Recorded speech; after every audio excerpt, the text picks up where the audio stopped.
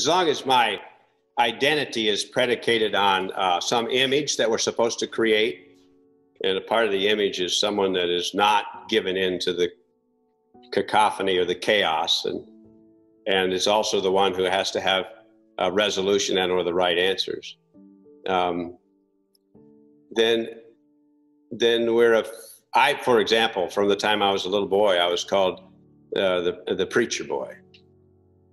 And so it was an extraordinary thing as I became an adult when someone actually said to me, I just want Terry. And I realized then that I had never given myself the permission to bring this self to the table. Just Terry. And that's a gift that all of us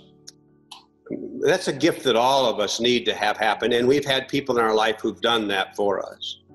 And one of the extraordinary things is when we have that gift, there's a sense of gratitude that roots deeply in our psyche and our soul. And there's a smile that comes on our face, and there's a smile in our spirit, and we just breathe differently.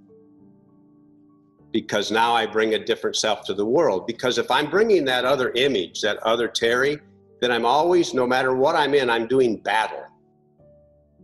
I'm trying to either impress people, or I'm trying to make things right, or I'm trying to fix things that are undone. See, if I don't have to do battle, think about that for a minute. If I don't have to do battle, I can be here in this space celebrating. I can be here in this space being grateful. I can be there in this space and be here for you. See, now I don't need to impress you, and I also don't need to fix you. What an extraordinary gift that is. That's the power. I was raised in a religious tradition that was not necessarily comfortable with us being individuals. In other words, we had to fit in. And so it's an extraordinary thing to, quote, get over, literally. There's a great story about a Sunday school teacher. These were first graders, and the Sunday school teacher was, the kids were all acting up. They were being nuts. They were crazy. And the teacher was, this is how you can tell you've taught Sunday school just 1 year too long. And the teacher was like, I don't know what to do. So she said, kids. Calm down, let's play a game. I'll describe something to you. You tell me what it is.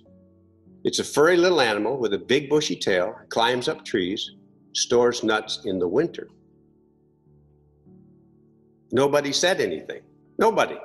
She said, come on, kids, you're a good Sunday school class.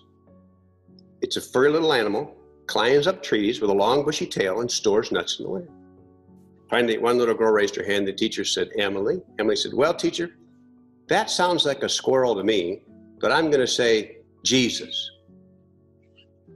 There's a part of us that we feel like there somehow has to be the right answer. And I even get that when we're talking about this wonderful thing called a journal.